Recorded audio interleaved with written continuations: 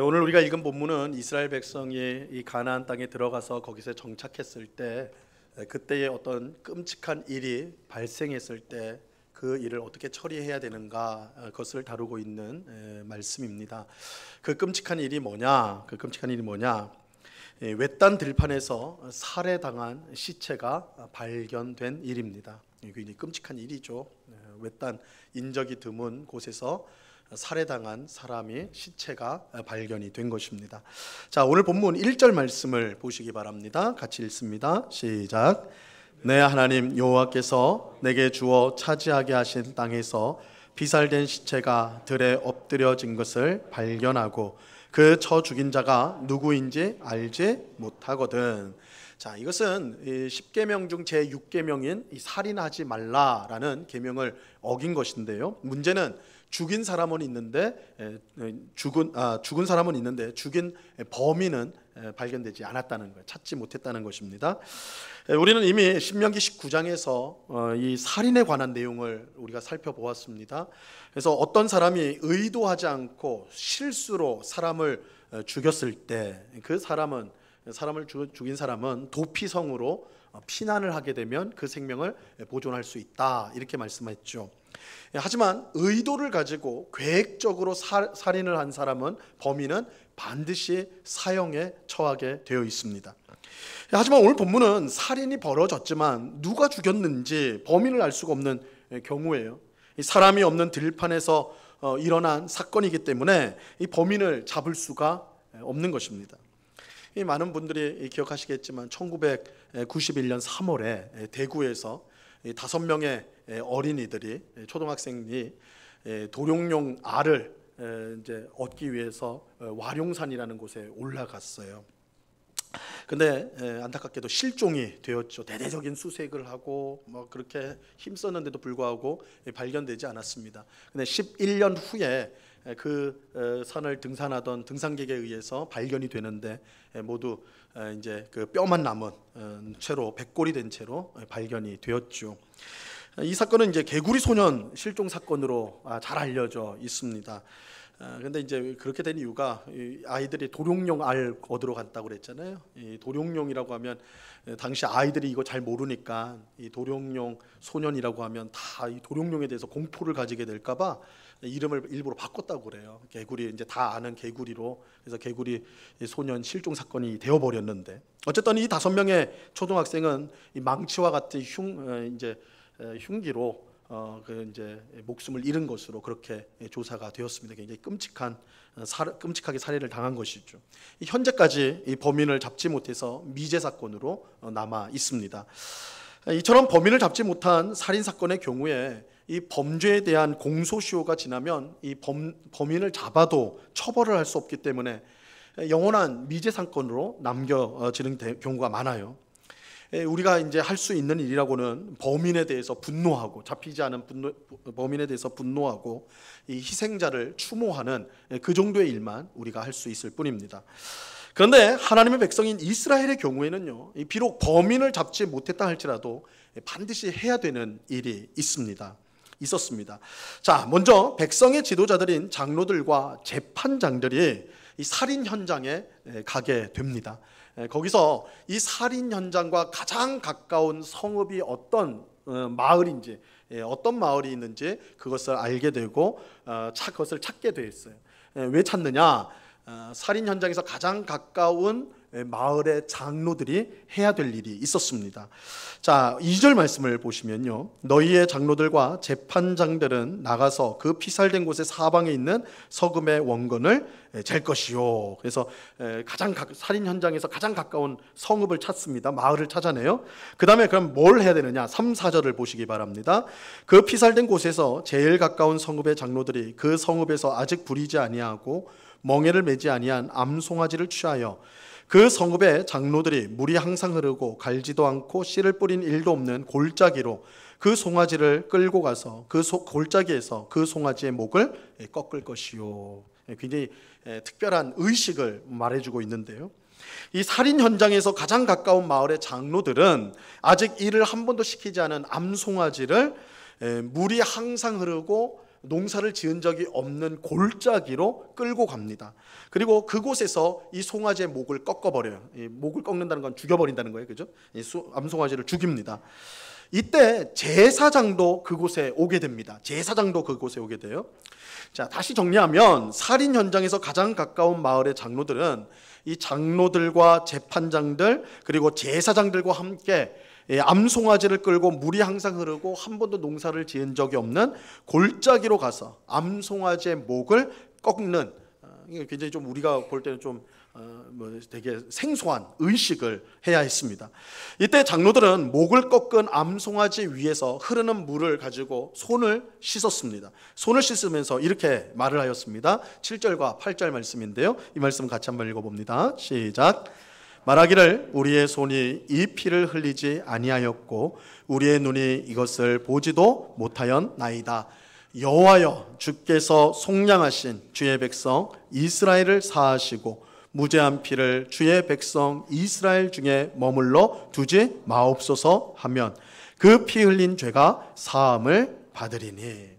이 살인 현장에서 가장 가까운 마을 사람들이 아무래도 범인으로 의심받기가 가장 쉬울 것입니다. 그죠? 우리가 그냥 상식적으로 생각해 보면 이 살인 현장에서 가장 가까운 데 있는 마을의 사람이 아마 살해를 했을 가능성을 우리가 생각을 할 수가 있겠죠. 그래서 그 마을 장로들은 암송아지를 죽인 후에 그 위에서 손을 씻음으로써 자기 마을 사람들이 살인을 하지 않았고 그 살인 현장을 보지도 않았다라는 것을 선언해야 했던 것입니다. 이어서 장로들은 주의 백성 이스라엘을 사하시고 무죄한 피를 주의 백성 이스라엘 중에 머물게 하지 말아달라고 기도해야 했습니다. 이러한 의식을 행하였을 때 피 흘린 죄가 사함을 입게 되는 것입니다. 우리는 오늘 본문을 통해서 범인을 잡지 못한 이 살인 사건이 지금만이 아니라 오늘날에는 이런 사건들 많죠. 그런데 오늘만이 아니라 모세가 살던 수천 년 전에도 똑같이 있었다는 사실을 알게 됩니다. 이 사람의 죄성과 그로 인한 끔찍한 범죄는 수천 년의 세월 속에서도 그 본질에 있어서 전혀 변하지가 않습니다.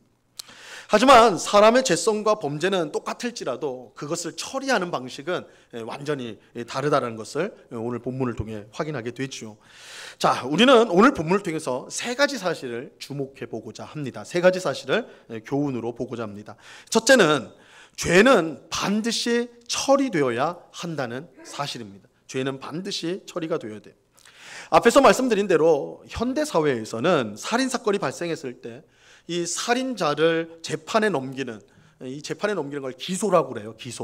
기소할 수 있는 기간이 제한이 되어 있습니다. 이걸 이제 공소시효라고 합니다. 여러분들 뉴스 통해서 많이 보셨을 거예요. 공소시효가 다 돼가지고 범인을 잡았는데 처벌을 할 수 없다, 뭐 이런 뉴스 보신 적이 있을 겁니다. 이 공소시효라고 그래요.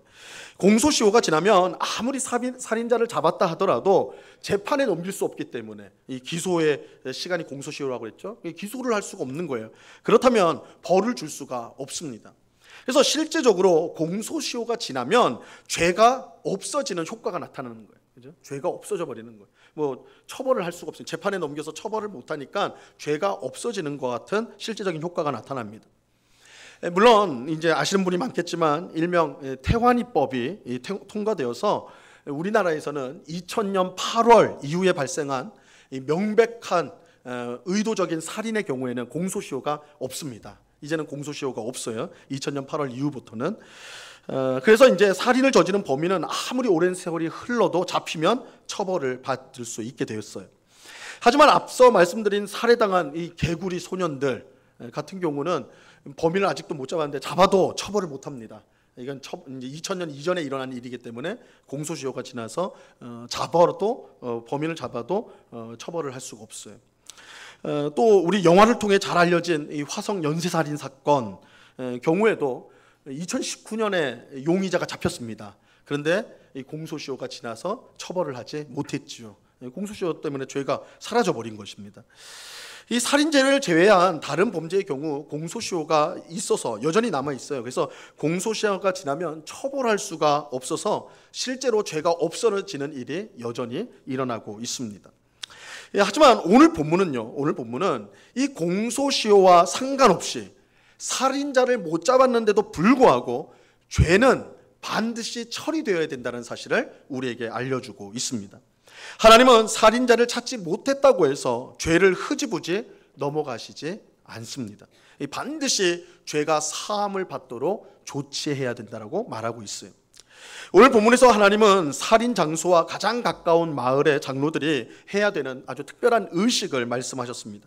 그들은 암송아지를 가지고 와서 물이 항상 흐르는, 한 번도 농사를 짓지 않은 골짜기에서 그것을 끌고 가서 그 암송아지의 목을 꺾습니다. 그리고 그 위에서 흐르는 물에 손을 씻게 되죠.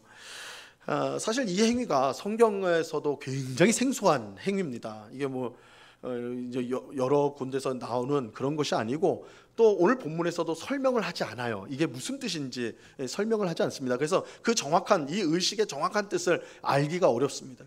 그래서 이제 연구하는 학자마다 여러 가지 견해를 말하는데, 그 중에 이제 유력한 것 중에 하나가 이게 이 암송아지를 죽이는 것이 잡지 못한 살인자를 사형시키는 것이다, 이렇게 주장하는 학자가 있어요. 그러니까 대신 처형을 시켜버린다는 것이죠.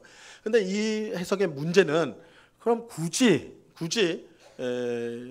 농사를 짓지 않는 물이 흐르는 곳까지 데려가서 거기서 사형을 집행하느냐? 사실 사형을 집행하는 것은 사람들에게 교훈을 주기 위함이 있기 때문에 사람들이 보는 앞에서 해야 되는 것이 마땅하겠죠. 그래서 그거는 이제 받아들일 수가 없고, 아마도 이 암송아지를 죽이는 것은 이 살인을 재현하는 것이다, 다시 보여주는 것이다 할 수가 있다는 것입니다. 이때 흐르는 물에 손을 씻음으로써 그 죄의 책임을 흘려보내는 것이라는 거죠. 죄의 책임을 흘려보내는 거예요. 물론 흐르는 물에 손을 씻었다고 해서 죄가 없어지는 것은 아닙니다. 물로 우리의 죄가 씻어지는 건 아니죠. 죄를 사해 주시는 분은 하나님이세요. 하나님만이 우리의 죄를 씻어 주실 수가 있습니다. 오늘 본문 8절 상반절이 이 사실을 분명히 알려주는데요. 8절 상반절에 보면 여호와여 주께서 속량하신 주의 백성 이스라엘을 사하시고, 이렇게 말씀하고 있습니다. 하나님만이 죄를 사하실 수가 있습니다. 자, 그렇다면 흐르는 물에 손을 씻는 것은 하나님이 죄를 씻어주시는 것을 상징적으로 보여주는 것이다 라고 할 수가 있는 것이죠. 우리는 범인이 잡히지 않을 때, 혹은 죄가 겉으로 드러나지 않았을 때에 마치 죄가 저절로 없어지는 것처럼 생각할 때가 있어요. 하지만 절대 그렇지 않습니다. 우리가 죄를 무시하고 잊어버렸다고 해서 죄가 없어지는 것이 아닙니다. 하나님 앞에 여전히 죄가 남아있어요. 우리가 잊어버리고 또 우리가 생각지 않아가지고 마치 죄가 없는 것처럼 생각할지 몰라도, 범인이 잡히지 않았으니까 그거는 처벌을 할 수 없으니까 그건 죄가 없어졌다, 그렇게 생각할지 몰라도 그렇지 않다는 거예요. 하나님 앞에 그 죄는 여전히 남아있어요. 그리고 그 죄는 반드시 하나님의 진노로 이어지고 심판을 낳게 되는 것입니다. 그러므로 죄는 반드시 처리가 돼야 돼요. 죄는 처리가 돼야 돼요. 아무도 보지 못했다고 해서 없는 것이 되지 않습니다. 우리는 죄를 지을 때 그것을 아무도 모르고 아무 일도 일어나지 않았다고 해서 그냥 모른 척하면 되는 것이 아닙니다. 죄가 우리 삶에 머물러 있도록 해서는 안 되는 거예요. 우리는 죄를 지었을 때, 그렇기 때문에 반드시 회개해야 됩니다. 반드시 회개해야 돼요. 죄를 용서해 주실 수 있는 유일한 하나님께 우리의 죄를 자백해야 하는 것입니다. 요한일서 1장 9절에 보면 이렇게 말씀합니다. 우리 이 말씀 같이 읽어봅니다. 시작. 만일 우리가 우리 죄를 자백하면 그는 미쁘시고 의로우사 우리 죄를 사하시며 우리를 모든 불의에서 깨끗하게 하실 것이요. 우리가 하나님 앞에 죄를 자백하면 하나님께서 우리의 모든 죄를 씻어주신다, 사해 주신다라고 분명히 말씀하고 있습니다. 의로우신 하나님은요, 죄를 미워하십니다. 죄를 미워하세요. 절대로 죄를 용납하지 않으세요.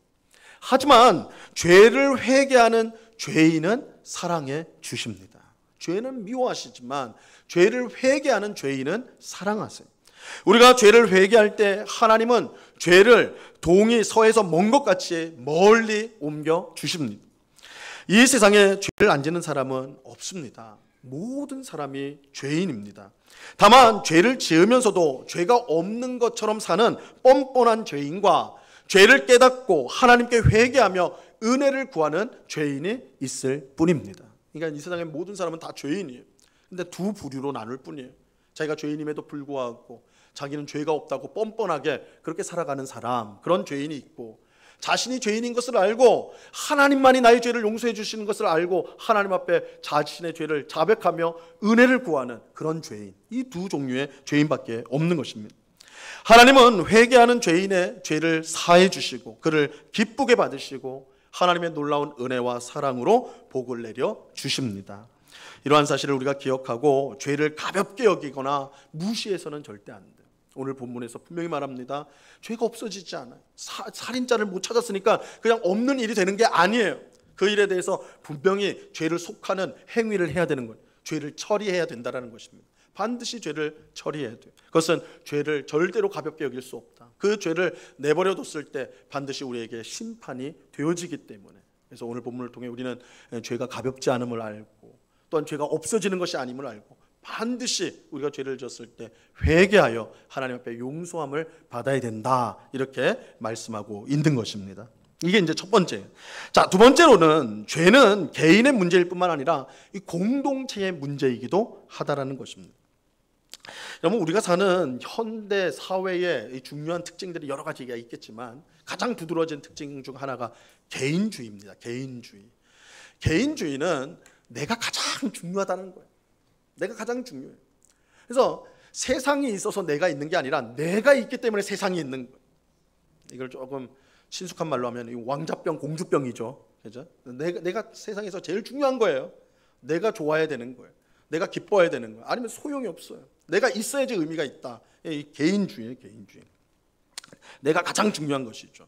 그런데 이처럼 개인주의가 강해지자 현대 사회에 굉장히 강해졌는데, 강해지면서 어떤 현상이 일어났냐, 어떤 결과가 일어났냐, 공동체가 무너지고 있어요. 공동체가. 개인, 어쨌건 너무나 당연하죠. 개인주의가 올라갈수록, 강해질수록 공동체는 약해지는 거예요. 가장 기본적인 공동체인 가정과 교회가 큰 위기에 빠지게 되었습니다.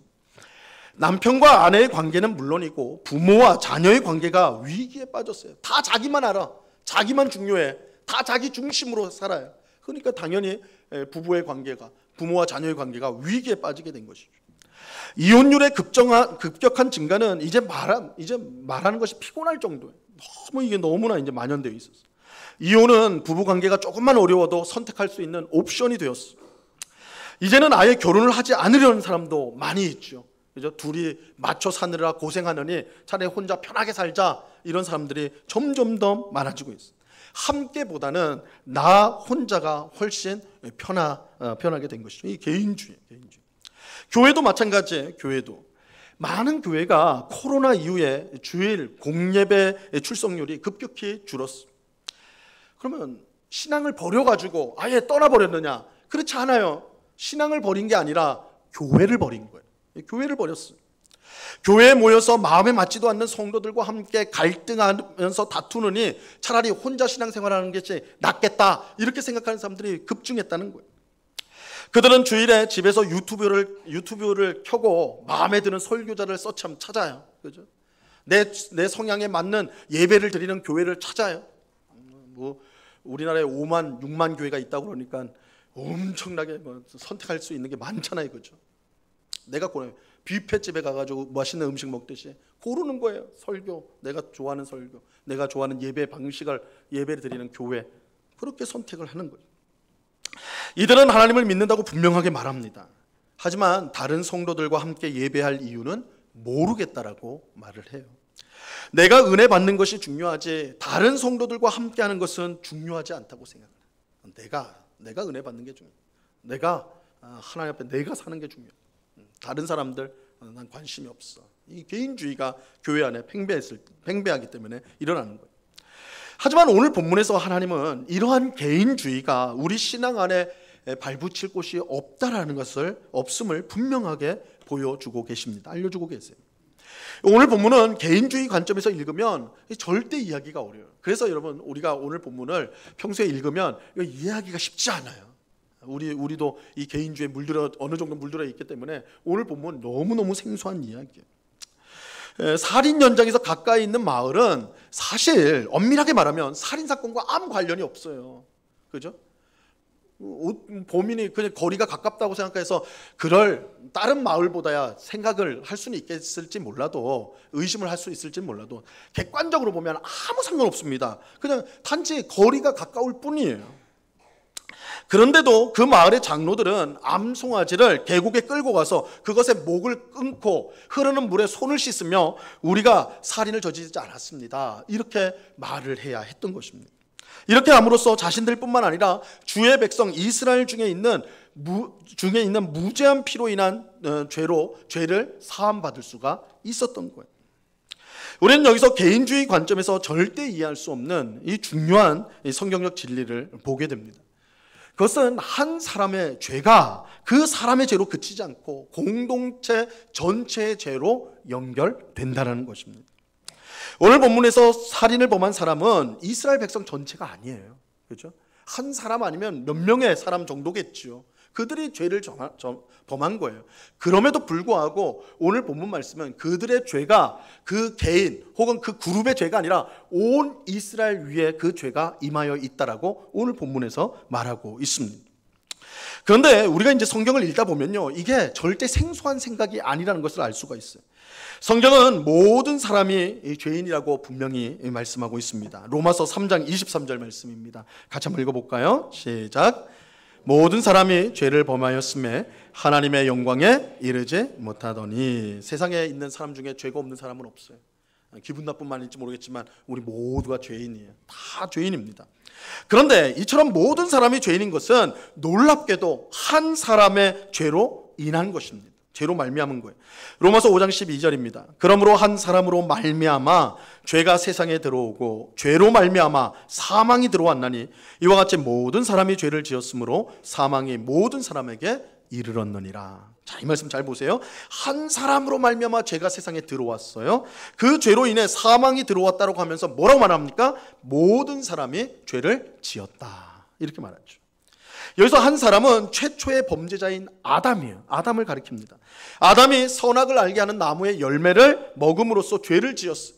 그런데 중요한 것은 아담이 단지 죄를 시작한 사람이 아니라, 처음으로 죄를 지은 사람 정도가 아니라 모든 사람이 죄를 짓게 만든 사람이 되었다는 거예요. 아담은 혼자만 죄 짓는 게 아니라 모든 사람이, 자신을 통해서 태어날 모든 인류가 죄를 짓게 하는 일을 하는 사람이 되었다는 것입니다. 아담은 죄인으로 죄를 지은 것이 아니라 그의 몸에서 나올 모든 인류를 대표하여 죄를 지은 것입니다. 그래서 아담 안에서 태어난 모든 사람이 죄인이 되는 거예요. 이것을 우리는 원죄라고 부릅니다. 원죄. 아담이라는 한 사람이 죄를 지었지만 그의 죄는 한 사람에게 그치지 않고 모든 사람의 죄로 이어지게 된 것이죠. 자, 또 다른 성경의 예를 들 수가 있는데, 요나 선지자, 우리가 잘 아는 물고기 뱃속에 들어간 요나 선지자를 예로 들 수가 있어요. 요나는 니느웨로 가서 말씀을 전하라는 하나님의 명령을 받죠. 그런데 불순종합니다. 내가 니느웨로 가기 싫습니다. 그래서 정반대 방향인 다시스로 가게 돼요. 그때 이제 배를 타고 가는데 하나님께서 벌을 내리세요. 그 불순종으로 인해서, 그 죄로 인해서 폭풍을 내리세요. 근데 잘 보세요. 폭풍이 일어났을 때 요나만 심판을 받았습니까? 아니죠. 그 배에 함께 타고 있는 사람들도 생명의 위기를 함께 겪게 되었다는 것입니다. 이것은 개인주의에 물든 우리에게는 이상하게 보이죠. 아니, 요나가 잘못했지 그 배에 탄 사람이 무슨 잘못을 했는가, 그렇죠? 개인주의적으로 보면 이거 이상한 말씀이에요. 하지만 성경은 개인의 죄가 이처럼 공동체를 위기에 빠뜨린다는 것을 분명하게 보여주고 있는 것입니다. 한 사람의 죄가 그 사람에게 국한되지 않아요. 그 사람으로 인해 공동체가 위기에 빠지게 되는 것입니다. 그런데 똑같은 원리로 자신이 죄를 짓지 않았더라도 공동체가 지은 죄를 회개할 때에 하나님의 용서가 공동체에 임하게 돼요. 이거는 이제 거꾸로 되는 거죠. 같은 원리지만 거꾸로 적용이 되는 겁니다. 가령 느헤미야의 기도가 그랬습니다. 그는 페르시아 제국의 왕인 아닥사스다의 술 관원이었습니다. 높은 관직에 있던 사람이었어요. 그런데 그가 어느 날 예루살렘으로부터 소식을 듣는데 예루살렘의 하나님의 백성들이 환난을 당했다, 이런 소식을 듣게 되었어요. 이때 그는 수일 동안 슬퍼하면서 하늘의 하나님 앞에 금식하며 회개 기도를 드렸습니다. 사실 느헤미야가 무슨 죄를 졌어요? 그는 예루살렘에 있지 않아요. 예루살렘으로부터 수천 킬로가 떨어져 있는 지금 페르시아 제국의 왕궁에서 살고 있단 말이에요. 그죠? 전혀 상관이 없어요. 그럼에도 불구하고 느헤미야는 그들의 죄가 자신의 죄인 것처럼 나의 죄와 내 아버지 집의 죄입니다, 이렇게 하면서 회개 기도를 드렸다는 거예요. 놀라운 사실은 하나님께서 그의 기도를 기쁘게 받으셨고 예루살렘을 회복하는 일에 그를 위대하게 사용해 주셨다는 것입니다. 개인의 죄는 개인의 문제로 그치지 않습니다. 개인의 죄는 공동체의 문제가 되는 거예요. 사도행전 5장에서 아나니아 삽비라 부부가 교회 앞에 헌금을 하는데, 교회에 헌금을 하면서 전부를 바치는 것처럼 선전을 하면서도 일부를 숨겨버렸어요. 그러니까 거짓으로 헌금을 한 겁니다. 전부를 헌금한다고 하면서 일부를 숨겼습니다. 이때 그들은 즉각 심판을 받아서 죽게 되죠. 굉장히 끔찍한 일이 일어났어요. 이것은 그들이 하나님을 속이려는 큰 죄를 지었기 때문이기도 하지만 그 죄가 교회 공동체를 위험에 빠뜨릴 수가 있었기 때문입니다. 하나님은 그들을 심판하심으로써 이제 막 세워지는 초대교회를 보호하고자 하셨던 것이죠. 그들의 죄가 그들에게만 그치는 것이 아니라 그들의 죄가 초대교회 공동체 안에, 교회 안에 퍼질 것을 우려하여 즉각적으로 심판을 하셨던 것입니다. 우리는 내 죄가 공동체의 문제가 될 수 있다는 사실을 알고 죄를 멀리하고 철저히 회개해야 합니다. 또 교회 안에서 죄를 짓는 신자들을 그저 비난만 할 것이 아니라 그들을 위해 우리가 간절히 기도하며 느헤미야처럼 자신의 죄로 인식하고 회개 기도할 수 있어야 합니다. 그럴 때 하나님은 우리의 회개를 기쁘게 받으시고 공동체를 회복시켜 주시는 은혜를 내려 주시는 것입니다. 우리 오늘 본문은요, 이 개인주의 신앙이라는 것이 발 디딜 틈이 없는, 개인주의 신앙이라는 건 성경적 신앙과 완전히 다르는 것을 분명히 보여줘요. 사실 오늘날 개인주의에 물든 우리들이 이해하기는 쉽지 않은 거예요. 그럼에도 불구하고 성경은 우리가 개인주의적인 신앙으로 살 수 없고 우리의 죄가 우리의 공동체에 영향을 끼치며 또한 우리가 공동체를 위해서 기도한 것이 공동체를 회복시키는 일이 된다는 것을 우리에게 말씀하심으로써 우리가 개인주의 신앙을 극복하고 공동체를 위하는 성숙한 신앙을 가져야 됨을 오늘 본문은 가르쳐주고 있는 것입니다. 그래서 개인주의적인 신앙, 내 삶 속에 그런 부분이 있지 않은가, 그것들을 오늘 말씀을 통해서 우리가 살필 수 있어야 되고, 그래서 공동체를 먼저 생각하는 하나님의 백성, 하나님의 교회를 먼저 생각하는 그런 성숙한 믿음을 가지는 우리가 되어야 하는 것입니다. 자, 마지막 세 번째로 생명은 존엄하다는 사실을 오늘 본문은 강조하고 있습니다. 생명은 존엄하다. 자, 오늘 본문은 우리에게 생명의 존엄성을 잘 보여주는데요, 아무도 없는 들판에서 시체가 발견되었습니다. 참으로 딱한 일입니다. 하지만 범인을 찾을 수가 없기 때문에 어떤 이유로 이런 일이 발생했는지 알 수가 없어요. 살해당한 사람을 생각하면 참으로 딱하지만 불쌍한 마음을 가지는 것, 그 이상으로 우리가 할 수 있는 일은 없습니다. 하지만 오늘 본문에 보면 살인 현장에 누가 함께하고 있느냐, 그걸 우리가 이제 좀 주목을 해요. 당시 사회 지도자들이었던 장로들, 그리고 재판관들, 그리고 제사장들이 그 현장에 함께하고 있는 것을 알 수가 있습니다. 이들은 이스라엘을 이끌어가는 지도자들이었어요. 지도자들이 그 살인 현장에 다 총출동하는 거예요. 그 죄를 처리하는 현장에 그들이 다 출동을 하였습니다. 사실 오늘 본문을, 성경을 읽으면 우리 대부분은 이 성경을 읽으면서 굉장히 생소한 의식, 암송아지를 이제 물이 흐르고 골짜기로 데려가 가지고 죽이고 그 위에 손 씻고 이런 거에 이제 주목하기가 쉬워요, 그죠? 그런데 사실 우리가 더 주목해야 될 사실이 뭐냐면 그 살인 현장과 그 죄를 속하는 그 현장에 장로들과 재판장들과 제사장이 모두 총출동하고 있다라는 거예요. 이스라엘의 지도자들이 그 자리에 다 출동을 하고 있다는 거예요. 이것은 무엇을 말하는 것입니까? 하나님께서 인간의 존엄성을 참으로 크게 생각하신다는 거예요. 장로들, 재판관들, 제사장들은 사실 하나님을 대신하여서 이스라엘 백성을 다스린 사람들이잖아요. 지도자들이잖아요. 결국 그들을 보냈다는 것은 그들이 그 자리에 있다는 건 하나님이 그 자리에 있다라는 뜻하고 동일한 것이거든요. 하나님이 그 현장에 계시는 거예요. 하나님은 살해당한 사람을 그저 불쌍한 피해자 정도로 보지 않아요.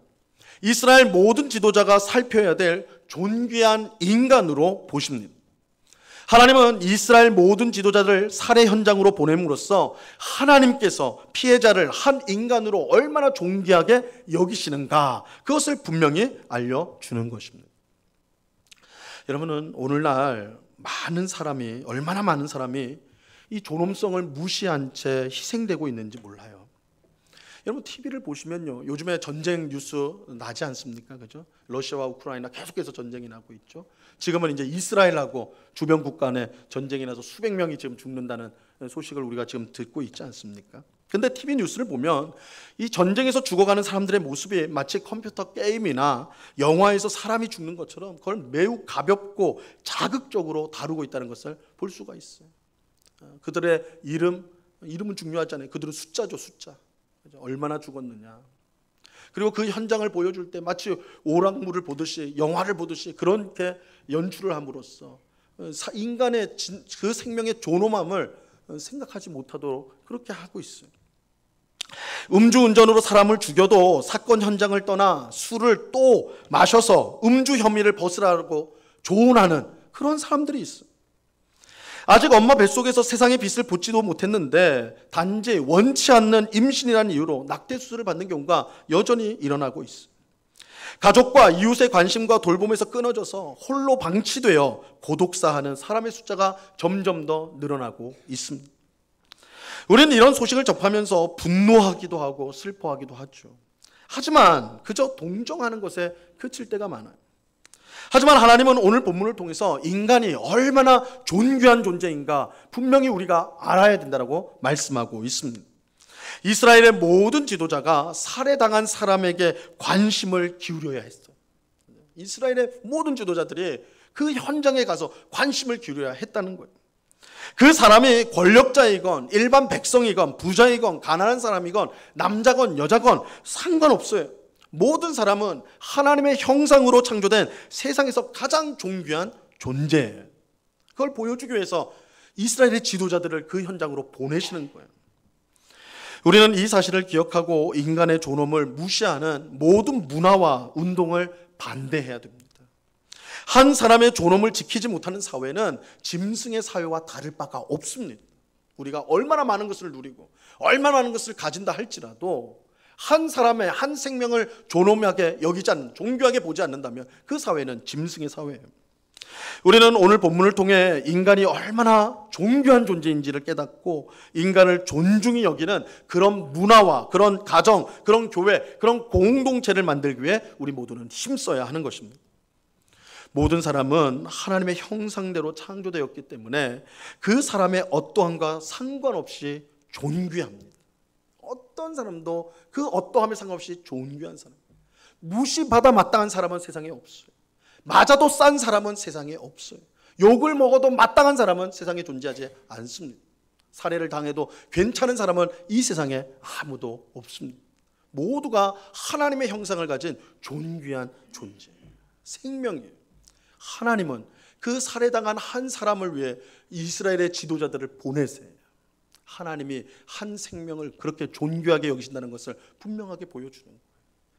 우리가 성도가, 교회가 힘써야 될 일, 특별히 오늘날 힘써야 될 일, 이 생명의 존귀함, 귀함을 그것을 드러내는 문화를 만들어야 되고 그런 공동체를 만드는 거예요. 교회 안에서도 적자생존, 그죠? 잘하는 사람이 올라가고 잘하는 사람이 우대받고 못한 사람은 미움받고 이렇게 한다면 그 공동체는 이름은 교회일지 몰라도 하나님은 교회로 보시지 않습니다.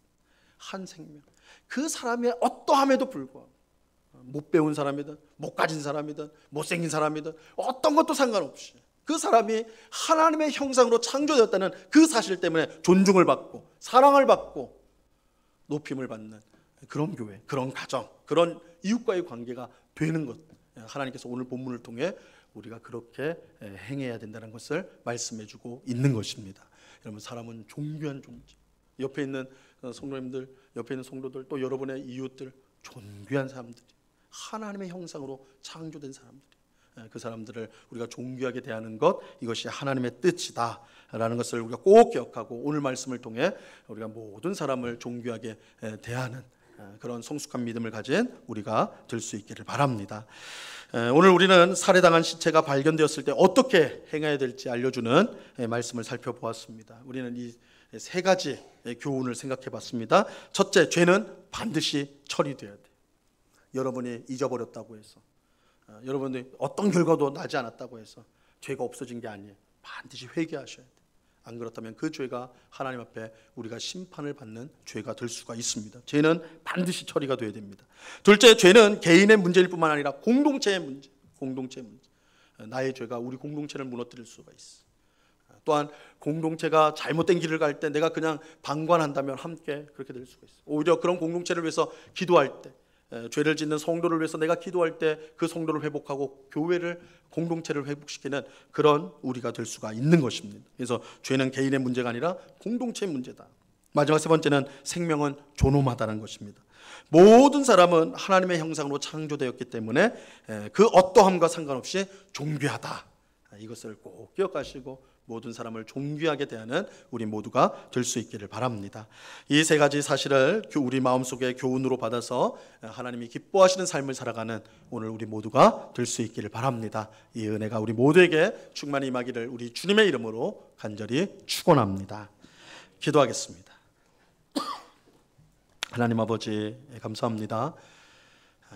아무도 모르는 곳에서 살해를 당한 사람, 그 살인을, 그 죄를 어떻게 처리될지 오늘 우리에게 알려주고 계신데, 세 가지 우리에게 주시는 교훈을 우리가 받습니다. 주님, 이 죄는 반드시 처리돼야 됩니다. 아무도 모른다고 해서 없어지지 않습니다. 어떤 일도 일어나지 않는다고 해서 없어지는 것이 아닙니다. 반드시 그 죄를 회개함으로 하나님의 사함을 받는 저희들 되게 하여 주시옵소서. 죄는 개인의 문제일 뿐만 아니라 공동체의 문제입니다. 우리의 죄가 가정을 무너뜨립니다. 교회를 무너뜨립니다. 이 사실을 알고 죄를 두려워하고 무서워할 줄 알고, 또한 다른 우리 사람이, 가족이, 이웃이, 또한 성도가 죄를 범할 때 그저 비난만 할 것이 아니라 그들을 위해 기도함으로 그 가정과 교회를 든든히 세워가는 하나님의 회복의 은혜를 받는 저희들 되게 하여 주시옵소서. 또한 모든 사람이 하나님의 형상으로 창조된 존귀한 존재라는 것을 알고, 우리가 혹 무시하거나 욕하거나 미워하는 것이 하나님 앞에 얼마나 큰 죄인 줄 알고 모든 사람을 존귀함으로 대하는 주의 백성 되게 하여 주시옵소서. 감사하며 예수님의 이름으로 기도드리옵나이다. 아멘.